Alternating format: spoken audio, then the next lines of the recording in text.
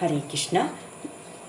गुरु में श्रद्धा तथा श्री कृष्ण शरणागति के ज्ञान में पार्ट 2 देखेंगे। ज्ञान की अग्नि आध्यात्मिक गुरु द्वारा प्रज्वलित की जाती है और जब यह प्रज्वलित हो उठती है तो हमारे कर्म की सभी फल भस्म हो जाते हैं। हमारी कर्मों के फल ही हमारे बंधन के कारण है। कर्म अच्छे भी होते हैं और बुरे भी। इस श्लोक में सर्वकर्मिणी शब्दों से दोनों को बोध होता है। जो इस भावना बंधन में से छुटकारा पाना चाहते हैं उसके लिए अच्छे तथा बुरे दोनों प्रकार के कर्मों के फल बाधक है। इस भौतिक जगत में यदि हम सतोगुण के युक्त होते हैं तो हम अच्छे कर्म करते हैं। यदि हम रजो तथा तमो गुणों से युक्त होते हैं तो हम बुरे कर्म करते हैं। किंतु जो कृष्ण भावनामयी होने जा रहे हो उनके लिए अच्छे या बुरे कर्म करने की आवश्यकता नहीं है। अच्छे कर्म से हम किसी राजसी या धनी परिवार में जन्म पा सकते हैं और बुरे कर्म हमें पशु जगत में या निम्न मानव के कुल में जन्म मिल सकता है। किंतु कुछ भी हो, जन्म का अर्थ ही बंधन है और जो कोई कृष्णा भावनात्मक के लिए प्रयत्नशील रहता है वह तो आगमन के बंधन से मुक्ति हेतु प्रयत्नशील होता है। यदि किसी को अपने भौतिक क्लेशों से छुटकारा ना मिल पाए तो तनी या राजसी कुल में जन्म लेने से क्या लाभ। चाहे हम अच्छे कर्म के फलों को भोगे या बुरे कर्म के, हम भौतिक शरीर तो धारण करना ही होता है जिससे भौतिक क्लेश सहने होते हैं। श्री कृष्ण की दिव्य सेवा में संकलन होने पर हम वास्तव में जन्म तथा मृत्यु के चक्र से जुड़ जाते हैं। किंतु मन में ज्ञान की अग्नि प्रज्वलित ना होने के कारण हम इस भौतिक अस्तित्व को सुख मान बैठते हैं।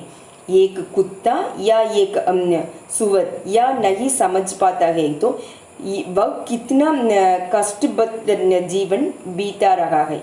वस्तुत वह सोचता है कि मैं तो जीवन का आनंद उठा रहा हूँ।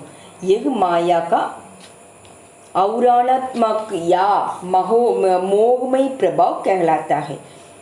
बहोरी में अनेक शराबी सड़क पर पड़े रहते हैं और वे सोचते हैं हम जीवन का आनंद उठा रहे हैं। किंतु उनके निकट ये गुजरने वाले सोचते हैं अरे ये कितने दुखी हैं। यही माया का कार्य करने का तरीका है। भले ही हम कष्टप्रद अवस्था में रह रहे हो किंतु हम इसे अध्ययन सुखमय समझकर स्वीकार कर लेते हैं। इसे आज्ञान कहते हैं। किंतु जब ज्ञानोदय होता है तो मनुष्य सोचता है ओ मैं सुखी नहीं हूँ, मुझे स्वतंत्रता चाहिए। किंतु स्वतंत्रता है ही नहीं। मैं मरना नहीं चाहता किंतु मृत्यु तो होती है। वे वृद्ध नहीं होना चाहता किंतु वृद्धावस्था आती है। मैं रोग नहीं चाहता फिर भी रोग आते हैं। मानवीय अस्तित्व की ये मुख्य समस्या है। किंतु हम इनकी अनदेखी करके छोटी छोटी समस्याओं को हल करने में उलझे रहते हैं। हम भूल जाते हैं कि हमें इसे भौतिक संसार में अधिक काल तक नहीं रहना है। फिर भी हम आर्थिक विकास को सर्वाधिक महत्व देते हैं। आर्थिक विकास हो अस्तव ना हो। 60 वर्ष या 100 वर्ष की आयु के बाद हमारे जीवन का अंत हो जाएगा। भले ही हम लाखों डॉलर संचित क्यों ना कर ले, इस शरीर को त्यागने के साथ ही यह सारा धन भी पीछे जोड़े जाना पड़ेगा। हम यह जान लेना चाहिए कि इस भौतिक जगत में हम जो कुछ भी कर रहे हैं वह भौतिक प्रकृति के प्रभाव से विनष्ट होता जा रहा है। हमें स्वतंत्रता चाहिए। हम विश्व पर तथा ब्रह्मांड भर में विचरण करना चाहते हैं। असल में आत्मा होने के कारण ये हमारा अधिकार है। श्रीमद् भगवद गीता में आत्मा को सर्वगतः कहा गया है, जिसका अर्थ है कि वह वहाँ जाना चाहे वहाँ जाने की क्षमता रखता है। सिद्ध लोकों में सिद्ध जीव या योगी रहते हैं, जो बिना किसी वायुयान या अन्य यंत्रों की सहायता की अपनी इच्छा अनुसार विचरण कर सकते हैं। एक बार भौतिक बंधन से छुटकारा पा लेने पर हम अध्ययन शक्तिशाली बन सकते हैं। वास्तव में हमें इसका कोई मान नहीं है कि आध्यात्मिक स्विलिंग की रूप में इसे कितनी शक्तिशाली है। उल्टे हम इसी पृथ्वी पर रहते हुए भी और थोड़े से अंतरिक्ष यान उड़ाकर अध्ययन संतुष्ट है और सोचते हैं कि हम भौतिक विज्ञान में बहुत आगे बढ़ चुके हैं। हम अंतरिक्ष यानों की निर्मित करने में करोड़ों डॉलर व्यय करते हैं, किंतु ये नहीं जानते हैं कि हम बिना कुछ व्यय किए जहाँ चाहे वहाँ जाने की क्षमता रखते हैं। बात यह है कि हमें ज्ञान के द्वारा अपनी आध्यात्मिक शक्तियों का विकास करना चाहिए। ज्ञान तो पहले से उपलब्ध है, हमें मात्र उसे ग्रहण करना है। प्राचीन काल में लोग ज्ञान प्राप्ति के लिए न जाने कितनी तपस्या करते हैं, किंतु हम इस युग में यह विधि संभव नहीं है, क्योंकि हमारे जीवन काल अति अल्प है। हम सदा ही विशुद्ध में रहते हैं। इस युग के लिए कृष्णा भावनात्मक की विधि अर्थात हरे कृष्णा का जाप करने के सर्वोत्तम है, जिसका प्रवर्तन श्री चैतन्य महाप्रभु ने किया था।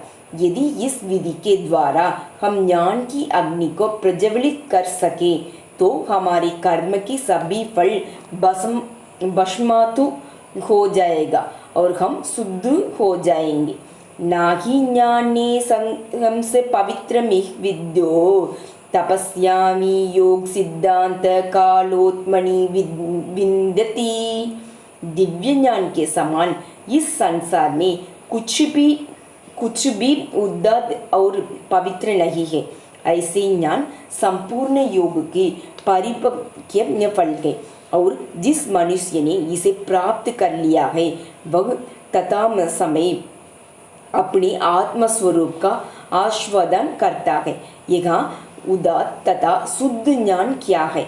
यह इस बात का ज्ञान है कि हम ईश्वर के अंश हैं और हमें अपनी चेतना की परम चेतना से जोड़ना है। यह इस भौतिक संसार का विशुद्धात्मा ज्ञान है। यहाँ की प्रत्येक वस्तु भौतिक प्रकृति की वृद्धियाँ हैं। सत्वगुण, रजोगुण तथा तमोगुण से दूषित है। सत्व भी एक प्रकार का दूषण है। सत्वगुण में मनुष्य को अपनी स्थिति तथा आध्यात्मिक विषयों में आदि का बोध तो हो जाता है, किंतु उसका दोष इस प्रकार सोचने में है कि अब मैं सब कुछ समझ गया हूँ, अब मैं बिल्कुल ठीक हूँ। वह यहाँ पर रहना चाहता है। दूसरे शब्द मैं सत्वगुण में प्राप्त मनुष्य उत्तम कोटि का बंदी बन जाता है और बंदी गृह में प्रसन्नता का अनुभव करके वही रहना चाहता है। तो फिर जो रजोगुणी तथा तमोगुणी है उनके विषय में तो कहना ही क्या। असल बात यह है कि हमें सत्वगुण से भी परे जाना होता है। दिव्य स्थिति का शुभारंभ अहम ब्राह्मशिम को बोध से होता है। मैं यह पदार्थ नहीं हूँ, अर्पित आत्मा हूँ, किंतु यह स्थिति भी अस्थिर है। इसे भी अधिक की आवश्यकता होती है। ब्रह्मभूत में प्रसन्नता ना सोचते ना कडाडबती सबह सर्वभूतेषु भौतंदिक लपते पराम। जो इस तरफ आध्यात्मिक में स्थिति में उसे तुरंत परम ब्रह्मा का साक्षात्कार होता है। उसी किसी वस्तु के लिए ना तो शोक होता है ना कामना होती है। वह प्रत्येक प्राणी में संभव रखता है। इस अवस्था में वह मेरी शुद्ध भक्ति प्राप्ति करता है। ब्रह्मभूत अवस्था में मनुष्य अपनी पहचान पदार्थ से नहीं करता। मनुष्य का ब्रह्मभूत पद में स्थिति होने के पहला लक्षण ये है कि वह प्रसन्न रहता है। उस पद पर ना तो शोक है न आकांक्षा, किंतु यदि हम इस अवस्था तक पहुँच भी ले और श्री कृष्ण की प्रेम में ही सेवा ना करें तो इस बात का संभावना ही कि हम पुनः बहुभव में आ गिरे। हम आकाश में बहुत ऊंचाई तक उठ सकते हैं, किंतु यदि वहाँ कोई आशय ना हो, यदि हम किसी ग्रह पर ना उतर पाए तो हम पुनः नीचे गिरे पड़ेंगे। ब्रह्मभूत पद के कारण कोर में जाने के से काम चलने वाले नहीं है। जब तक हम श्री कृष्ण की चरणावंत के चरणों में ना चले जाए, जब हम श्री कृष्ण की सेवा में लग जाते हैं, तब इस भौतिक जगत में फिर से आग गिरने की कोई संभावना नहीं रह जाती। हमारे स्वभाव ऐसे है कि हम कुछ कार्य चाहते ही है। बालक शरारत कर सकता है, किंतु जब तक उसे किसी काम में नहीं लगाया जाता, वह शरारत करने से रुक नहीं सकता। जब उसे कुछ खिलौने दे दिए जाते हैं तो उसका ध्यान दूसरी ओर लग जाता है, उसकी शरारत रुक जाती है। हम शरारती बालकों की तरफ है। अतः हमारे पास आध्यात्मिक कार्य होना चाहिए। हम आत्मा है, केवल इतना समझने में काम चलने वाले नहीं है। अपने को आत्मा समझ लेने के आध्यात्मिक कार्य की द्वारा आत्मा को पुष्ट करना चाहिए। भारत में ये कोई सामान्य बात नहीं है कि कोई व्यक्ति अपने सारे भौतिक कार्य छोड़कर अपना घर तथा परिवार त्याग कर संन्यास ग्रहण कर लेता है और कुछ काल तक ध्यान करने के पश्चात ही अस्पताल खोलकर परोपकार प्रारंभ कर देता है अथवा राजनीति में भाग लेने लगता है। अस्पताल निर्माण कराने का कार्य तो सरकार द्वारा ही किया जाता है। सन्यासी का कर्तव्य तो ये है कि ऐसे अस्पताल खोलो जहाँ लोग सचमुच ही अपने अपने भौतिक शरीर को छुटकारा पा सके, ना कि उनकी मरम्मत कार्रवाई। किंतु वास्तविक आध्यात्मिक कार्य क्या है, उसका ज्ञान ना होने से हम भौतिक कार्य में लग जाते हैं। कृष्णा भावनात्मक में पूर्णता प्राप्त करने यथा समय ज्ञान तथा पांडित्य आ जाता है। प्रारंभ में भले ही कुछ हतोत्साहित होना पड़े, किंतु कालीन शब्द इसका सूचक है। यदि हम उसमें जुटे रहकर मात्र परिश्रम करें तो सफल हो जाएंगे। जैसे कि निम्नलिखित श्लोक में कहा गया है, हमारे अंतर श्रद्धा होनी चाहिए। श्रद्धा वल्लभ ज्ञान तत्पर संयंत्रेन्द्रिय ज्ञान लंदाद्व पराम शांति मचिरेन न गचिचति। जो पुरुष श्रद्धावन है, जितेंद्रिय है और दिव्य ज्ञान पर मगन है, वह तत्काल परम आध्यात्मिक शांति को प्राप्त कर लेता है। जो लोग संन्यासी है और जो श्रद्धा नहीं रखते, उनके लिए कृष्णा भावनात्मय होना अध्ययन दुष्कर है। हमारी नित्य प्रति के कार्यों में कुछ ना कुछ श्रद्धा चाहिए। जब हम कोई टिकट खरीदते हैं तो हमें विश्वास रखता है कि एयरलाइन कंपनी हमें गंतव्य स्थान तक ले जाएगी। बिना विश्वास के इस भौतिक संसार में रह पाना भी असंभव है। आध्यात्मिक उन्नति करना तो दूर रहा, तो हम किस पर श्रद्धा रखें? उत्तर होगा अधिकारी पर। हमें किसी अनधिकृत कंपनी से प्रकट नहीं लेने चाहिए। हमें श्रीमद् भगवद गीता के वक्तों में श्री कृष्ण पर विश्वास रखना होगा। हमें किस प्रकार श्रद्धावान बने, इसके लिए इंद्रियों पर संयम रखने की आवश्यकता है। हम इस भौतिक संसार में इसलिए आए हैं क्योंकि हम अपनी इंद्रियों की तृप्ति करना चाहते हैं। यदि किसी वैद्य और हमारी विश्वास है कि हमें ठीक कर सकता है और यदि हमसे कहता है कि अमुक अमुक चीज़ें नहीं खानी है, किंतु फिर भी यदि हम उन्हें खा लेते हैं तो ये कैसा विश्वास हुआ। यदि हमें अपने वैद्य पर विश्वास है तो ठीक होने के लिए हम उसके नुस्खे पालन करेंगे। असल बात है कि हितायतों को विश्वास पूर्वक पालन करना, तब बुद्धि आयोगी है। जब विवेक की अवस्था में प्राप्त हो जाते हैं तो परम शांति मिलती है। श्री कृष्ण निर्देश करते हैं कि जब मनुष्य अपनी इंद्रियों को संयमित कर लेते हैं तो शीघ्र ही विश्वास उत्पन्न हो जाता है। श्री कृष्ण के प्रति ऐसे श्रद्धा उत्पन्न हो जाने पर मनुष्य अपने संसार का सर्वाधिक सुखी प्राणी मानने लग जाता है। हम सबकी यही स्थिति है। हम इस मूल मंत्र को स्वीकार करके श्रद्धा पूर्वक इसका पालन करना चाहिए।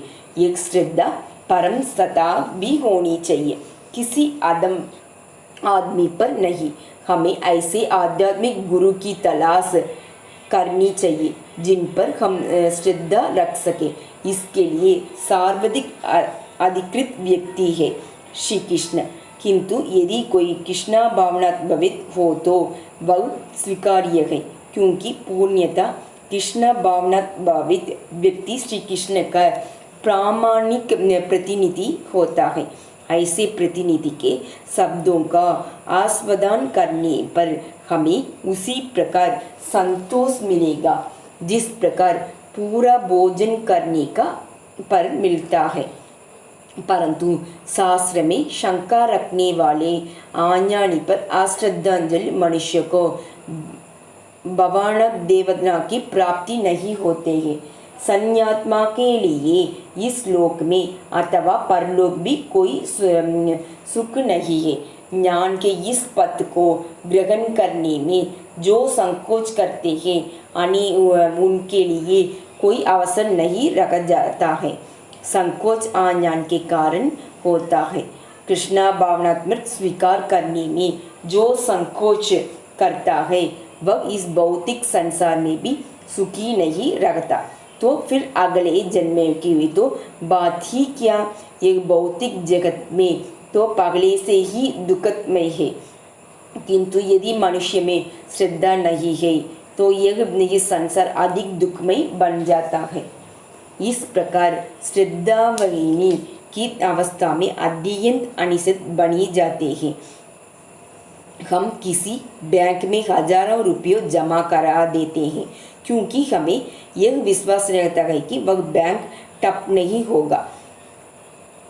यदि हम बैंकों की एयरलाइनों पर विश्वास रख सकते हैं तो हम उन कृष्ण को विश्वास क्यों ना करें,